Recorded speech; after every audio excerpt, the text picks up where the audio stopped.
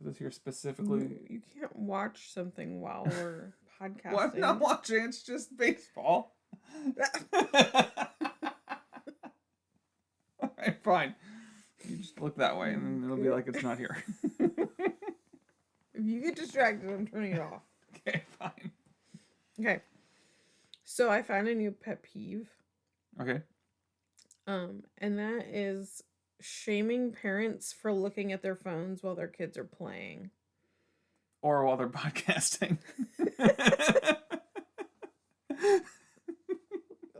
No, that I'm fine with. But for some reason, it's like a trending topic in my algorithm right now. I'm not sure what I did wrong to deserve this, but just because people have been like, yeah, like your kid's playing on the playground and you're looking at your phone, like, and you know, those parents, I think the ones looking at their phones on the edge of the playground, they're doing great. They are doing a great job. And if that's you, well done. So what's happening here, though? So someone's recording the parent. Yeah, who knows? So somebody is at this playground judging the parent using their phone. Either with a kid, using the phone to judge a parent with a kid, or there's someone without kids at a playground. Or they just ripped the video off of someone else. I don't know. But Matt and I, well, dear listener, we have fairly serious day jobs, and we've had during our lives the opportunity to like come alongside and see families that are like actually in crisis. And so if you're sitting on a park bench playing on your phone while your kid is playing, bravo. Yeah, you found the time. You did it. You're double dipping there. You're not lazy. You're just tired. Because not only did you feed and care for your children all day long, every day for the last 100 years, you also got them dressed in weather-appropriate clothing. You packed water bottles and snacks and the other 100 things they need when they leave the house. And you parented this child so effectively that they can either play independently or they can make new friends at the playground. And what do you get for your trouble? You get about 5 minutes to read 3 pages of the book that you've been reading for the last 6 months. And you don't need to feel guilty about that. Good job. You've raised a kid that they don't need to be clinging to you every second of every day. Good job. Okay, so, and I was thinking about this too. When this is going on too long, but my grandmother had children, she said, come back at dark. That was her parenting, and she did a great job. And now I can't even look at my phone for 5 minutes. Well, your grandma, right? Mom, whoever did this, wasn't on her phone. She was not on her phone. She was smoking cigarettes in her kitchen and watching soap operas. But she wasn't on the phone. So there you go. One of the reels I saw actually admitted that they were a working parent who took time off work to go play with their kids, and they were like mad that no one else was playing with their kids. And it was like they said the quiet part out loud, like, you don't spend all day with your kids every single day. Like, this is a special occasion for you. Like, of course you played with them. Right. So does everybody. Yeah. But, like, look, okay. Anyways. Welcome to the Parenting Podcast.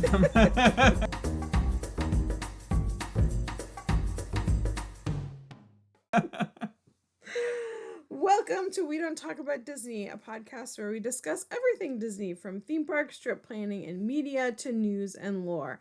I'm Laura, and this is my husband, Matt. And we are partners in life and partners in our love of Disney. We believe it's kind of fun to do the impossible, and we are glad you're here. This is the 5th episode, I think, of our Disney World Newbie series. We hope that you will find it interesting and helpful, whether you're planning your first trip or your 50th trip, but we will assume that listeners have little to no knowledge or experience with the parks for this series. Today we're talking about Epcot. Epcot? Which I think is my favorite park. Yeah, I said that about Magic Kingdom too. It's hard to choose. Yeah, well, I think that Epcot, before we were recording, I was upstairs thinking that, I think Epcot might be my favorite park. It kind of depends on your mood. Fantasyland is probably my favorite area in Disney. I just really like the vibe. But Same. Also, Epcot may be my favorite overall park. Yeah. However, it is kind of like a James Cameron movie. It's a little too long in the middle. and it could probably be shortened so you can get the good parts at the beginning, the good Yeah. parts at the top, and you get to it a little bit faster. But that's all right. They're working on it. Apparently, Epcot is a park that people sometimes skip. Skip? I find that offensive. I do too. Don't skip Epcot. They skip the City of Tomorrow. Bad. Do you have a favorite area of Epcot? Because I was wondering if it's the same as mine. The favorite area, I would have to say without hesitation, would be France. Yeah. So that's my favorite. My favorite area. Same. Twinsies. Yeah. Twins. We better not be twinsies. No, France. Best deal, in my opinion, best deal in the park actually is in France. You can grab a baguette. I believe at the time of this recording, it's roughly $6 for a whole baguette. Like, 2 feet, 3 feet long, however these baguettes are. 3 feet.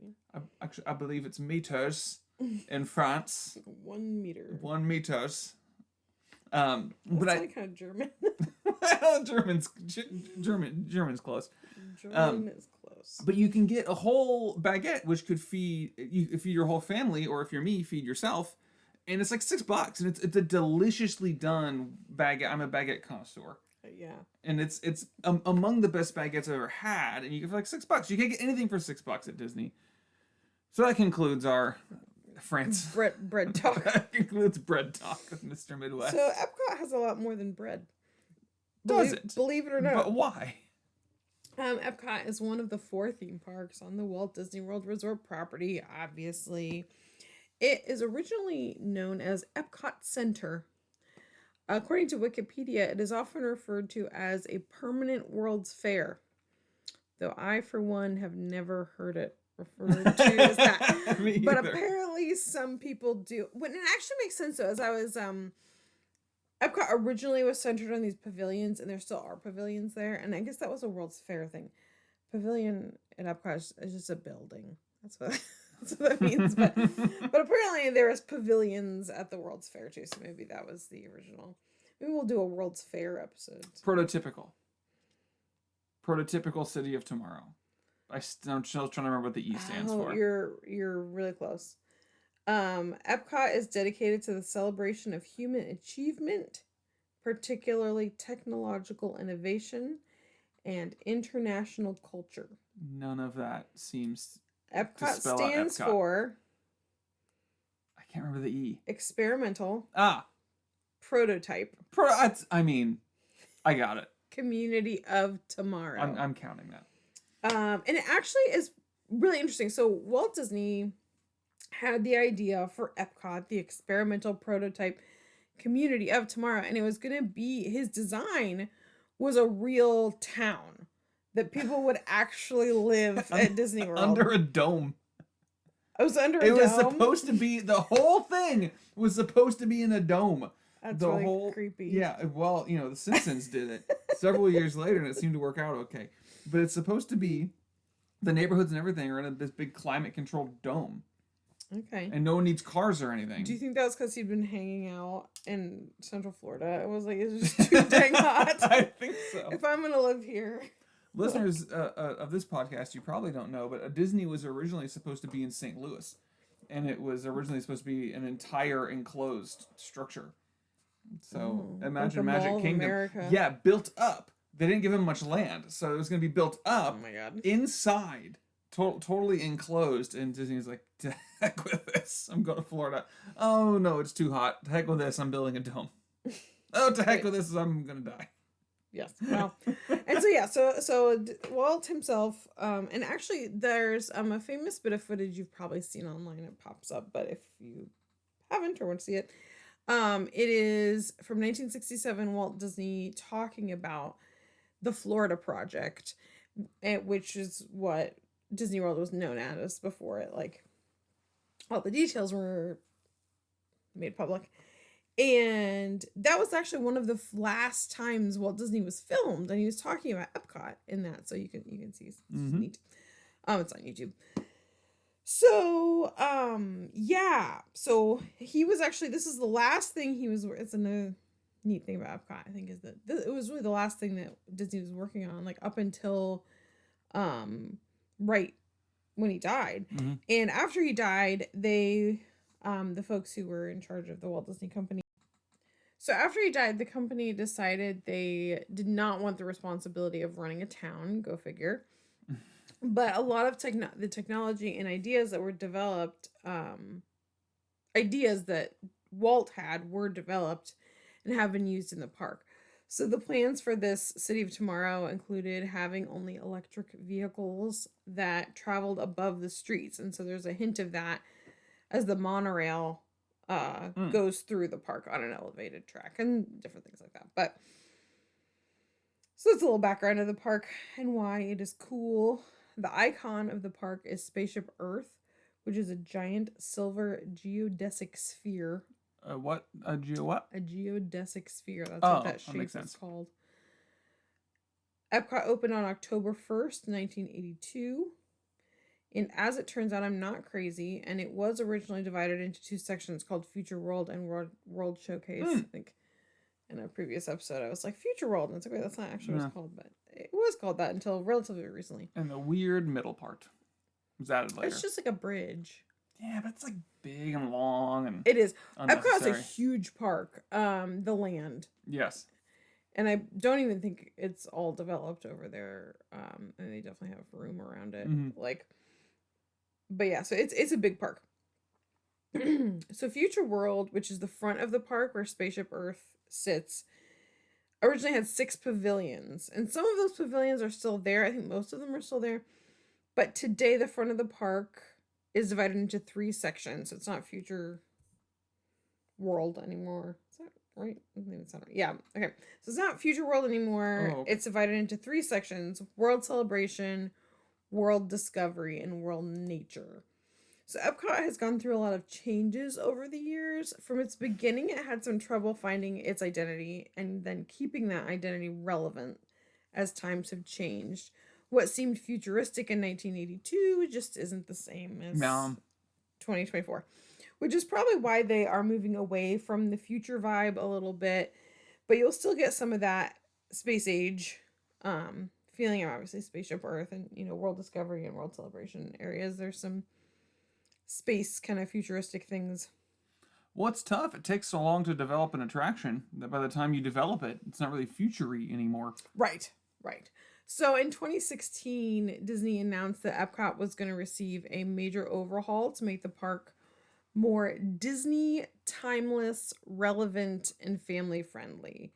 And a lot of those changes have already happened. So there are some really cool things that have been added to Epcot in recent years. So we're just going to go through the park as it exists today, but we'll throw in, historical anecdotes as we go. All right, so there's actually two entrances to Epcot. If you're staying at a Skyliner resort and you take the Skyliner, then you're going to go, or through the International Gateway is the back entrance. Or a resort that's walking distance to Epcot, that's where you will go in. And that's actually a secondary entrance that puts you into World Showcase, which is the back of the park. And World Showcase is different countries of the world. So you get out between France and UK, so you can start your day in our favorite part of the park. There you go. And end it. That's a great way to go in the park. It's nothing less crowded against it. Yeah, it's usually less of a line. Though, at opening time, it's always going to be a line. But it's also a really pretty area to walk through. Just be aware if it's like your first time going to Epcot, that's not actually the front. And if it would feel kind of weird because it doesn't seem it's very, like you're sneaking in the back door. Yeah. Like it's a really pretty part of the park, but it's just doesn't feel like an entrance exactly. But if you're driving or you're taking another form of Disney transportation, you will arrive through the main entrance, which puts you into World Celebration, which is the area where the Epcot ball is. So if you're like me and enjoy coffee in the morning, there's a very important Joffrey's outside of the gates, like before you show your ticket. There's also a Starbucks after you scan your ticket and you go through the turnstiles. There's a Starbucks to the left of the Epcot ball. But the line for that Starbucks will be insane in the morning and probably all the time. And no one's at Joffrey's. Yeah, so we've been on pretty busy days. Is it recording? Yeah. See? Okay. Just where the line was confused me. It's okay, we're recording. So So you can hear this. but we've been on some like fairly crowded days, and there's never been a line at Joffrey's. Now we're not people who get there like rope drop is the term. We're not really rope droppers. Maybe when our kids get older we will be, but it's just not worth it. No, we like to stay late. So Yeah, we'd rather stay late, and our kids are still kind of young, so we usually don't rope drop. But that's the term where you actually get there. You know, there's like recommendations online, either like half hour before the park opens, hour before the park opens, and you wait to be one of the first folks to get into the park. So I don't do that, so I don't know what Joffrey's is like then. Maybe it's crazy. But if the Joffrey's line is short, grab your coffee before you go in and you can take it with you. Okay. So one of the most important traveling tips I have is that the people going on the trip are the people going on the trip. By which I mean know yourselves and plan accordingly. Yes. And one thing that I know about myself is I'm quite grumpy if I don't get my coffee in the morning. Okay, fair enough. So I pack some cans of cold coffee that I can grab when we're running out in the morning. You know, we aren't rope droppers, but when we get up, we want to get up and go. Mama needs her coffee, as we have learned. And so, yeah, so I don't know. Joffrey's is not gonna line, and you're someone needs your coffee. Get your coffee. Just get it at the place beforehand. It's a lot faster. At your hotel? It's a lot faster if you just brew your own or bring your own. Yeah, most Disney hotels I think have a coffee pot in the room, so you could. I mean, that coffee's great, but if you just like need it to get going, neither is Joffrey's. Joffrey's is it's good. It's good as Starbucks. I mean, it's all right. You don't think it's as good as Starbucks? It's just fine. Like it's fine. Joffrey's is good. Don't listen to him. It's fine. I mean, it's not. You know, whatever. It's not like frou coffee, but keep your eye out actually at your local home goods store or your local TJ Maxx or local Marshalls. Christmas time, they stock Joffrey's, and you can actually get Disney coffee at Christmas time. At least they did last year. Let's see if they do again. All right, so World Celebration. That's the first area of the park. And the most exciting announcement for this area is that Walcott is down. Walcott's down. You don't know what that means, listener. You might not know what that means. If you haven't been to Walt Disney World in the last 5 years, this won't mean a lot to you. But like I said, they announced those changes and they put a lot of them into practice. So it feels like Epcot has been under construction forever. So to hide the mess during renovations, Disney constructed a massive wall, which divided up sections of the park and redirected foot traffic. And the good news for you is that if you visit the park now, you'll never know. You get to appreciate all the beauty of the reno without having to see the dust. So it didn't look bad, but it did. I mean, they were like painted, had murals on them. It wasn't like an ugly wall, but it was just a wall. So directly behind the Epcot ball is World Celebration Garden, and that's one of those areas that was just built. There's a new statue here called Walt the Dreamer, which is just Walt Disney sitting on a bench and, you know, looking out over Epcot. And next to that is a plaque with a quote from Walt Disney, which is always be in a state of becoming. Huh. It's that, you know, part of the theme of Epcot is that like progress and or is becoming something else? Yeah, like you're never finished. Okay, I see. Like Walcott. Right. There's a lot. No, Walcott's done. There's a lot of seating in this area. It's not my favorite vibe of the park, but it is pretty. And if you just need a spot to, like, I don't know, meet up or chill. I think it's pretty nice during the home. I don't know if we're talking about festivals, but the Home and Garden Festival, I think, and the Flower Festival, I think they do it up to make it look probably. I mean, it is pretty. It's just it has, like I don't know, that World Celebration area. It's kind of like. It has some of that like futuristic vibes. So it's very like modern and kind of minimalistic, like cement flower beds. And I don't know. I mean, it's pretty, but I like the other areas of the park better. All right, so in World Celebration, there are there's 2. Doesn't matter. Anyways. The first attraction that you'll see in the park is Spaceship Earth, which is the big Epcot ball. Yes, there is a ride inside the Epcot ball. I think that Spaceship Earth is one place where you can see that original vision of what became Epcot. And what's interesting to me, which I didn't know this, is that the term Spaceship Earth, it's not a Disney invention. That is something that writers have used Huh. prior to Epcot being a thing. And actually, it was coined in 1879 by a man named Henry George. I don't know who he is, but it's been used by other folks since then. And what it means is a worldview encouraging everyone on Earth to act as a harmonious crew working toward the greater good. So, kind of like the Earth is this spaceship hurtling through space, and it's like Working together to. yeah, like we're just like we're all on this spaceship together, so we need to like Right. work together.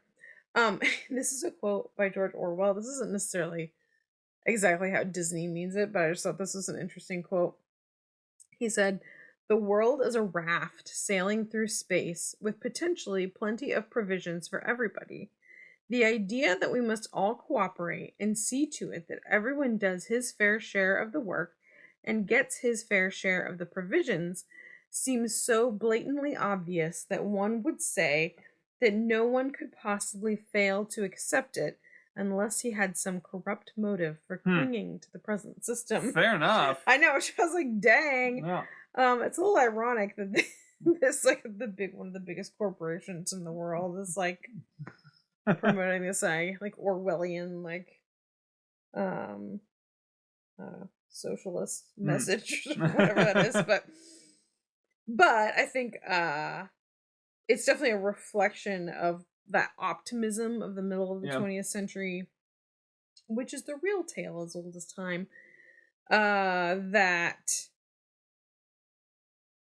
those benefit from the current system, like sing its praises, but that's not what this podcast is about. No. So the ride itself, it's a slow-moving dark ride that tells the story of how this is the Spaceship Earth, right? Not the concept, the ride. The ride, it tells a story of how communication has developed through human history. And I didn't know this either. The script for that ride was originally written by Ray Bradbury, which is kind of neat. Ray Bradbury? I'm sorry, who's that? He's like what the most famous science fiction writer of all time. He wrote The Martian Chronicles. What else did Ray Bradbury write? Fahrenheit 451. Oh, I know that book. What else is this? All Summer in a Day. I don't know that one. Those are the most famous ones. Dandelion Wine. Yeah, Dandelion Wine. He must have been. But he also wrote a lot of short stories back when there was literary magazines. That was a lot of his writings. And The Martian Chronicles are short stories, but so good. So good. Oh my gosh, you should read both those books. This is your homework, listeners. If you've not read Fahrenheit 451, which is if there is not a book for the times, that book is great. And didn't we all Martian read Chronicles. that in 7th grade? Yes, Fahrenheit 451 is probably more high school, but yeah, it's a common advanced. American.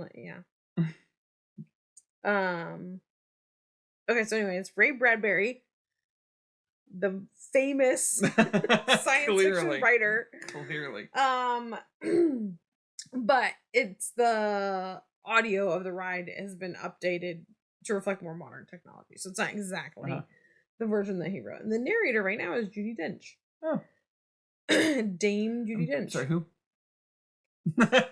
Just gonna move on. Okay, so the ride's an omni mover, which is just a track that runs on a continuous loop like a big conveyor belt. Like we talked about in the Magic Kingdom. That Walt Disney loved trains and loved those omni movers. Fun fact about the omni mover: if you need to slow down or stop the ride to get on, everybody gets to stop or slow down because it's one omni. Yeah, that'd probably be the main drawback. So don't panic the way that our children panic, because you get stuck on this ride a lot, but you're not stuck. No, it's 1 minute. And someone just needs help getting on or off, which Disney is great about being accessible with. But because of the way the ride's made up, everyone just stops. Yeah. So just because this one pauses doesn't mean it's actually stuck. They're probably just someone needed more time loading or unloading. But the ride is very cool to look at, so you're not going to mind. Yeah, no, it's neat. So if the story of this ride doesn't sound interesting, you'd be wrong. But the real selling part of the ride is just you get to go up inside the Epcot Mall, and that's really cool. Our kids like this ride when they were like preschool, early elementary.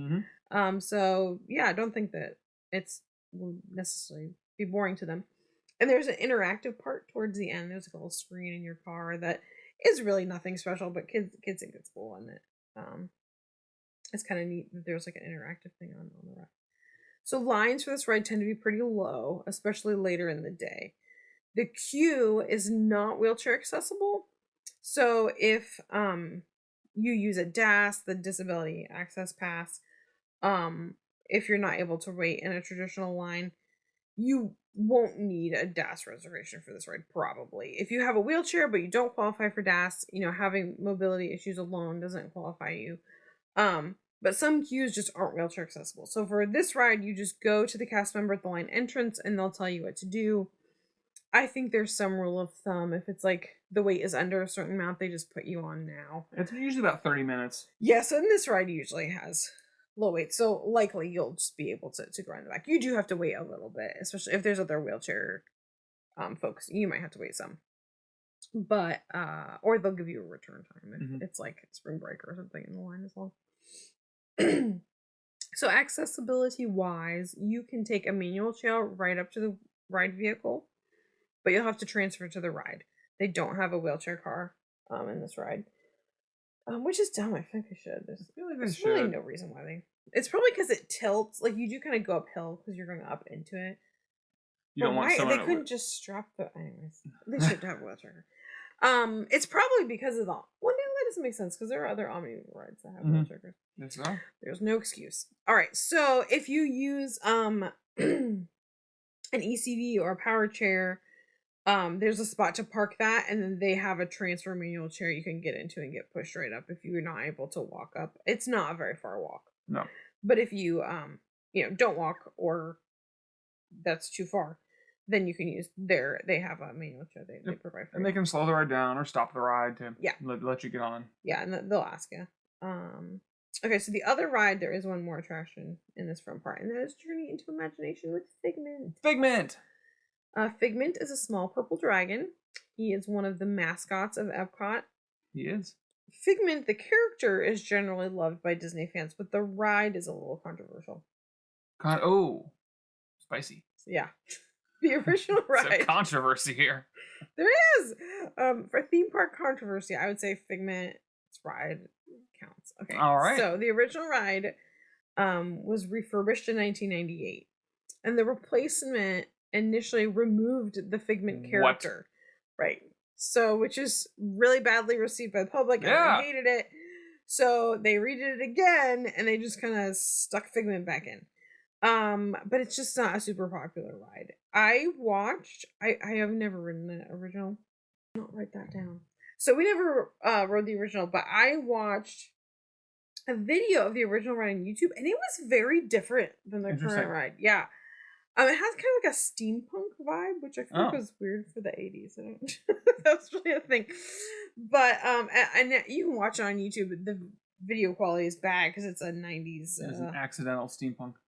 Yeah, it was a 90s camcorder. One of our son's favorite rides. Yes, our only son's favorite ride. Well, I meant like it's one of his favorite rides. But we really enjoy this ride, yeah, despite it not being super popular. It's cute, it has a fun song. It's typically you can walk on unless it's a really busy day.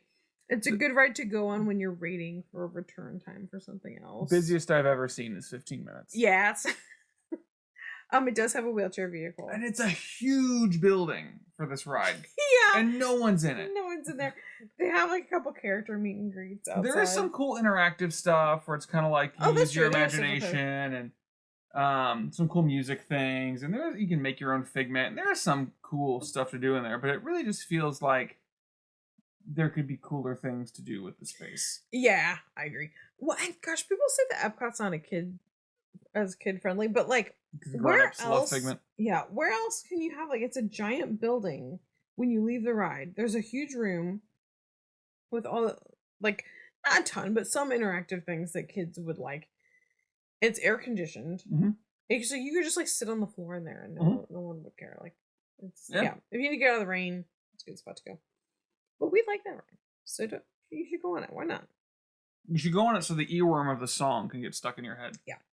I won't sing it for you. I'll have to look that. You can't. We'll get copyright stricken. Um. We'll get taken off YouTube.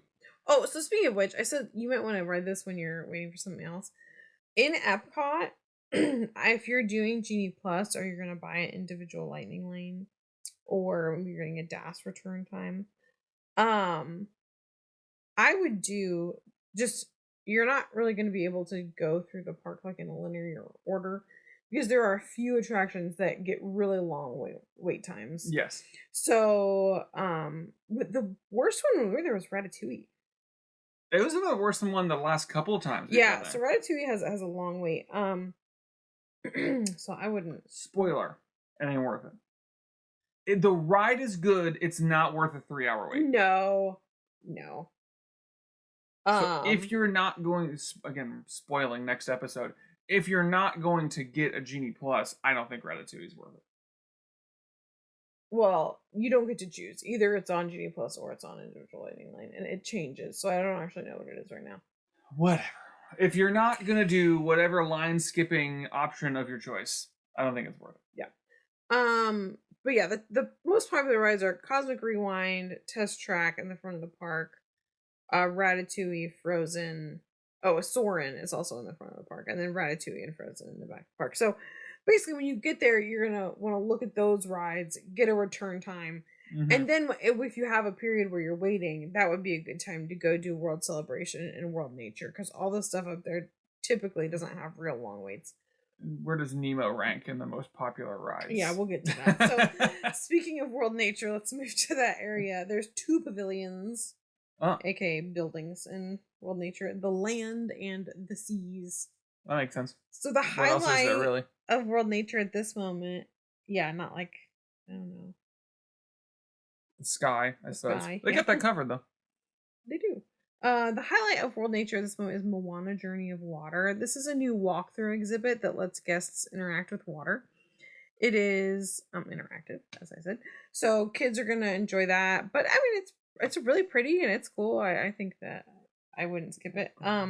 It's one of those places at Walt Disney World that can kind of make you forget you're in a theme park. Yes, it's very cool. Beautiful. You feel like you're in Hawaii and Polynesia. And the way they have it structured, like when you're in there, like everywhere at Disney, like just anywhere you are in a Disney theme park, look up, look down, look left, look right. Like the theming is always perfect. And because it's such a big area, they're able to the walls aren't even like that high. I mean, they're like in a garden with like garden walls, and they're above your head, certainly. But they're not super tall, and yet when you look around, you really see nothing else except for being in this area, which is really neat. It's very cool. You look like you're not in Epcot anymore.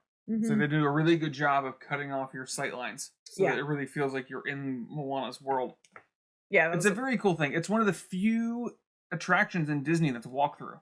Almost none are, and this one is. So you can kind of go at your own pace. Sorry. No, that's it. I was gonna say, if you're not a big ride person, like you tend to get real motion sick, you're not sure how many rides you're gonna be able to do. Epcot's a great park for that because there's a lot of neat stuff to walk through, especially on World Showcase side. But this area too, the Moana Journey of Water, it is neat for that. And Animal Kingdom is a good walking park too. So Journey of Water is next to the Seas Pavilion. This indoor area has beautiful aquariums with a lot of sea creatures, including manatees and dolphins.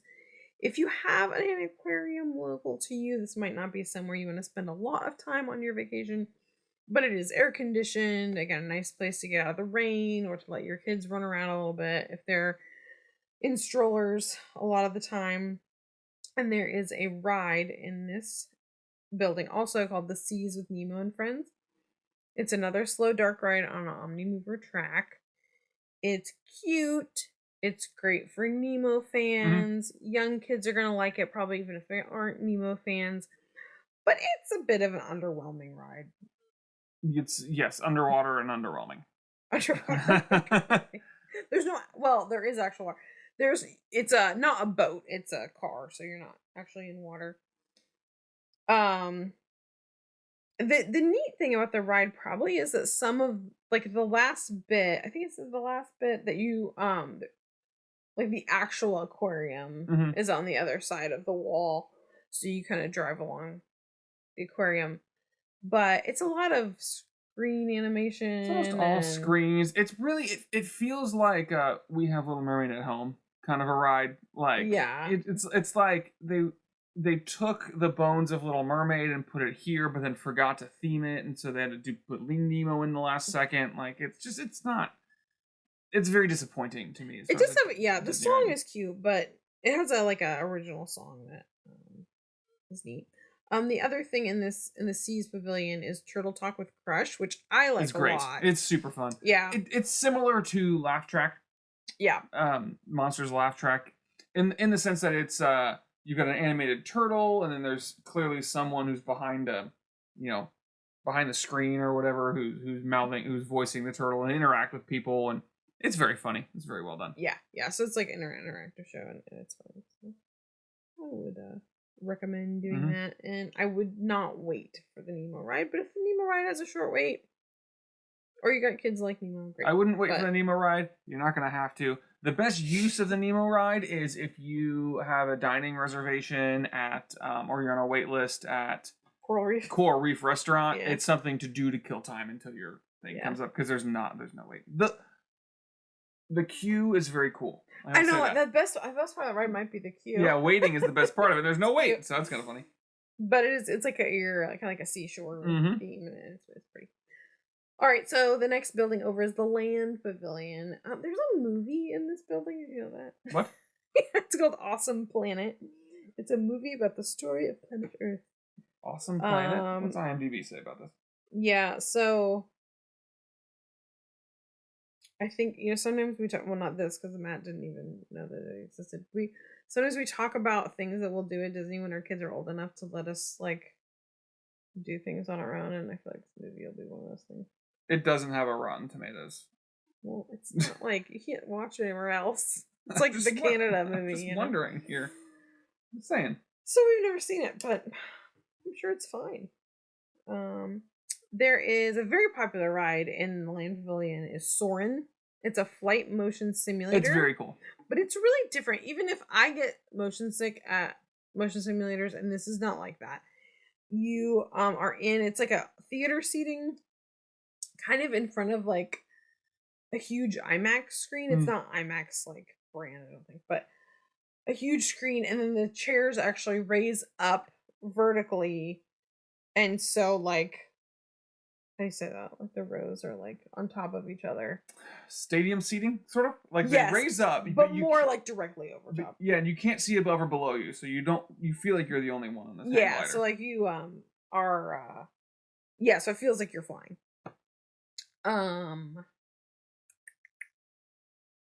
It's very accessible. It's a motion simulator, but it's like it's kind of supposed to be like you're hang gliding through the world. So anyone who's wheelchair user or disabled, you don't have to feel like you're dangling off the edge of the world here. It's got No. very gentle movements. Oh yeah, yeah, it's not a lot of movement, and the seats are pretty Packed in. They're like, I don't know, you're secure. yeah, like they're like good to sit on. So if you are able to you have to transfer. But if you're able to sit up reasonably well, I don't think you'd have a problem riding this, and it's not jostly at all. So Living with the Land is the last attraction inside the Land Pavilion. People go nuts about this. Much beloved boat ride. It is. It's part dark ride, part greenhouse tour. It is. If that sounds boring, it is a little boring. This ride's about agriculture, especially how technology can make agriculture more sustainable and environmentally friendly. It's kind of like this, there's like slow TV. It's kind of like the slow TV ride of slow rides. It's great when you need to take a break and cool off. The line's not usually too long. Manual wheelchairs can go on this ride, but if you have a power chair, you have to. Will provide a manual chair for you to transfer to. But yeah, it's good. I would go for it. People like it. It's real good. It's inside, which is nice. Yep, it's relaxing. Yeah, it's educational. It's interesting. There's a lot of interesting. interesting. It is. I mean, like the music is nice and it has a good vibe. There's interesting facts. You won't regret it. No. If we're going by my usual system of worth your time or not worth your time, it's definitely worth your time. Yeah. If you're deciding between this and Nemo, I'll do this. Yeah. Also, why is that your decision? That was the only option. Okay, so the last area is World Discovery. And this is where you will find Guardians of the Galaxy Cosmic Rewind. So this probably still has a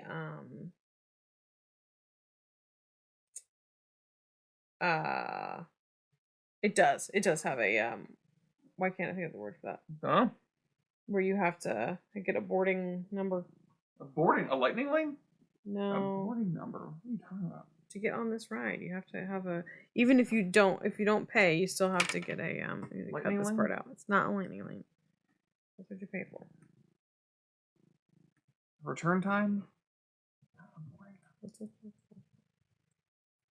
Virtual queue? A virtual queue. Okay. Cut this part out. 3, 4. So yeah, so Cosmic Rewind has a virtual queue.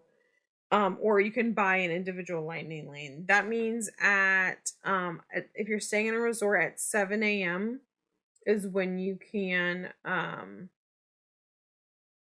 do that, or when you arrive at the park. And so if you do the virtual queue, you'll get a number and it'll estimate when your boarding group gets called, and that's when you get to go. You will still have to wait in line, and but just not as long. Mm-hmm. Individual lightning lane, the line is shorter. We have to pay for that, and it's just for that ride. Individual lightning lanes change depending on the popularity of the ride, and how crowded the park is. So check and see which rides are included in Genie Plus.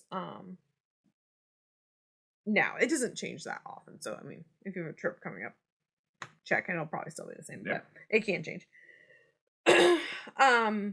It's an awesome ride. It's an indoor roller coaster, based on Guardians of the Galaxy. Even if you don't like Guardians of the Galaxy, it's still super duper fun. It's considered among the best roller coasters in the world. Yeah, it's amazing. It's super cool. Yeah, ride. it's even seen as by just roller coaster websites. It's always in the top 3 of best. So it's not a thrill. It's fast and it's windy.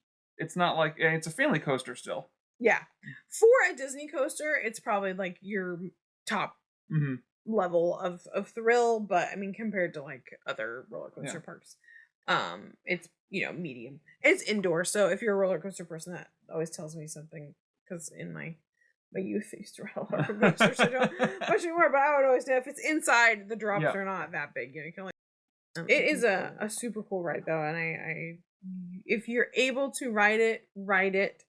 Don't hang your trip on it, because if it's busy, those lightning lanes and the word I can't remember, the virtual queue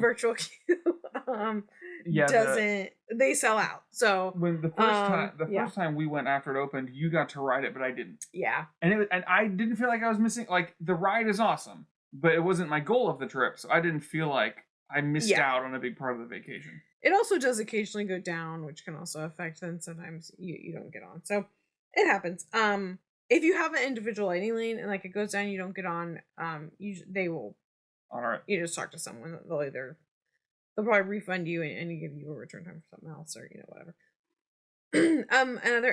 Another ride in this area that we've never been on actually is Mission Space, which also has a bit of an interesting history. I don't know. I wasn't going to go into it hugely, but do you want anything you want to say about that? Well, we've never been on it. It used to be one of those centrifuge, if you puke, you're puking on the person next to you kind of rides, or it would spin you around. But it was deemed too intense, which makes sense. It's really not what you're going to Disney for, is some carnival ride. Well, and everyone got motion sick. Yeah, everyone got motion sick. So they did a good job. They turned the centrifuge part off. But it's kind of like Soarin' in the sense of, it's instead of taking you on a hang gliding tour around Earth, it's like taking you on a tour landing on Mars. And so it does a really cool job with the motion simulating and things like that. People seem to like it, but it's not that popular, so I don't know what the wait times are. I don't think they're that intense or anything like that. Not usually, no. So. And there is a more intense and a less intense version, so you can pick if you're. I know it would make me so sick. I don't. Yeah, maybe me and Sis will do it next time. And then one of our favorite rides, well, maybe not ours, but our kids certainly, is Test Track, and that's in this area. It's a thrill ride, but it's pretty mild. It would be a great first roller coaster. Yeah, it goes about half the speed of Tron, and its whole thing is that it's fast. Yeah. Yeah, so you're and it has it's about to get redone, so check if it may not even be open to fan when you're going, but they're about to not refurbish it. Is that the right word? Just refresh it. They're gonna retheme it. Yeah. So it's gonna get a new theme. It's still gonna be the same ride, and will be still. It's sponsored by Chevrolet or something like that. So it's about cars, but boys, probably like it a lot. Yeah, mine, ours does. Got boys who like cars. There you go. Yeah. All right. So food. We haven't really said anything about food, but the front of the park, and the reason for that is really that if you're gonna eat. The only reason, Epcot. the only reason to eat at the front of the park is if you get there before the World Showcase really opens. And the World Showcase in all those countries, their booths tend to open around 11, but Epcot opens, I believe, at 10. So the only reason to eat in the front of the park is if you're hungry before 11. Yeah, so just the food in World Showcase is so good. There's so many options. You're probably going to want to eat back there.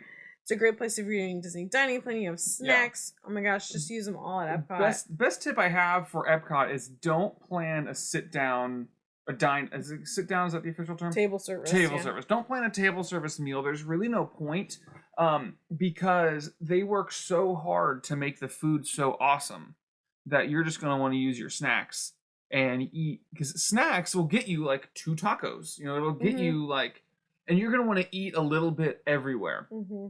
Actually, really, even in the front of the park. Okay, so we're not talking about World Showcase. Fine. Okay. So how about this? There's generally some sort of festival going on at Epcot. Yes. And those festivals have food-themed foods. Yes. Festival-themed foods. Festival-themed foods. The theme is food. And they're rotating, and they're usually well thought out, well done, and awesome. So if you want to eat, I would eat at the booths. Eat at the booths, which are in the front of the park. There are a couple festival booths in the front of the park now, so you can look and see where those are. They just kind of have upscale stuff. However, there are some there are 3 table service restaurants in the front of the park, and I hear what Matt's saying, that just eat around the world and snack and do that, but sometimes you want to have a table service, or you need a break and sit down, and we have done that. So,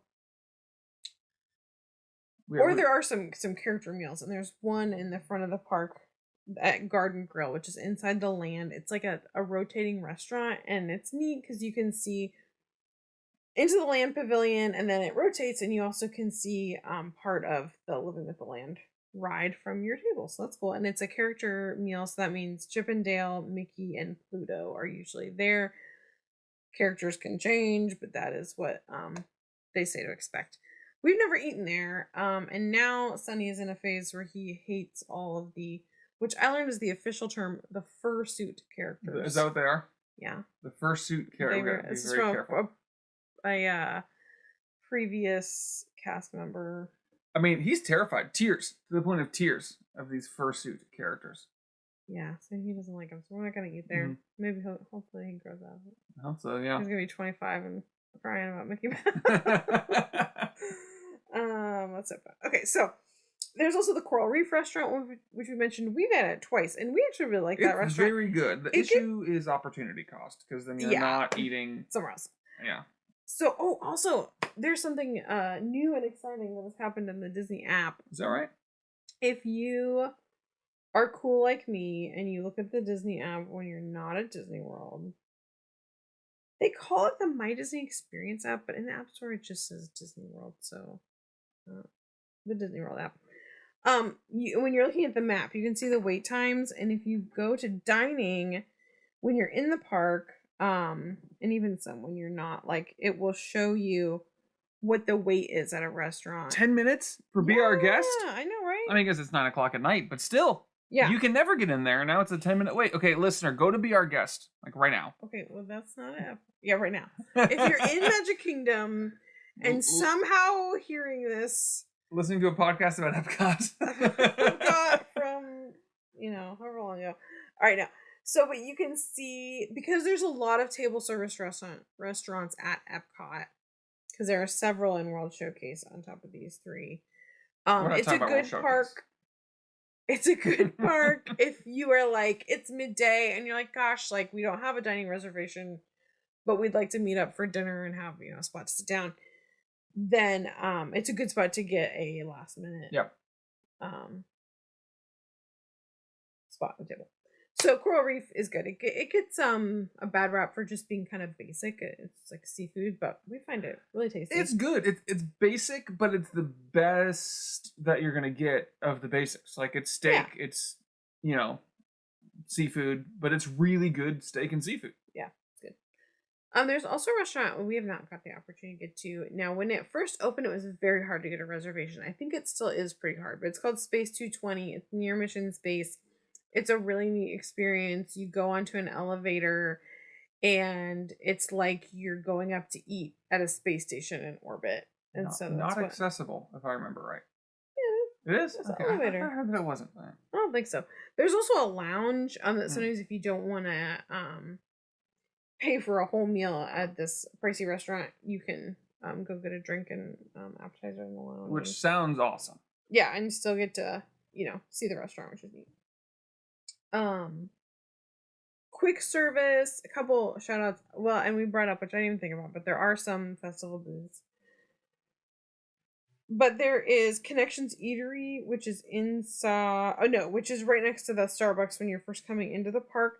That's a large indoor eating area, and reportedly, though I have not used them myself, I've seen online that you can find a lot of outlets. So if you need somewhere to go inside, sit, charge, that's a good spot for that. And then the Sunshine Seasons, which is inside the Land Pavilion. If you have like a picky eaters, they have like a lot of different things to choose from. But it's just like your basic kind of like cafeteria style. It's Disney's answer to MCL, is what it is. Basically, it really is. It's medium scale. I think mid is what kids are saying now. It's like mid cafeteria food. Yeah. I never get excited about it. But if you have kids who really love peanut butter and jelly and carrot sticks, yeah, if you just need like somewhere basic and you're doing all the. And we've been at that point where it's like emergent. We need to eat. We're hungry. Yeah. And it is a good spot. It's a huge dining area too. So if you need to camp out, it's like a mall food court. Yeah, like if you need to whatever, a spot to sit. Which sometimes when you're on vacation, you just need a friggin' spot to sit down. You need it right now. Yeah. Go to Sunshine Seasons. A spot to sit down. All right, so I think we've been going for a little while now, so I think we are gonna end our Epcot part 1 conversation there, and then we're gonna come back and talk about. Thanks so much for listening. You can find us on TikTok and Instagram at Talk About Disney Pod, and on YouTube at We Don't Talk About Disney. If you enjoyed our podcast, help us reach more listeners by leaving a review. We'll see you real soon. He was singing Cotton Eye Joe, but singing it wrongly. A dog-a-dee-ga-dog-a-do. A dog-a-dee-ga-dog-a-do. Anyway. Okay, so. It's fun to run up 3 flights of stairs because you think that your son's in trouble and he's singing Cotton Eye Joe, which maybe means he's in trouble. Don't know. Thanks for listening to my podcast. Oh, those to your soul. Bye-bye.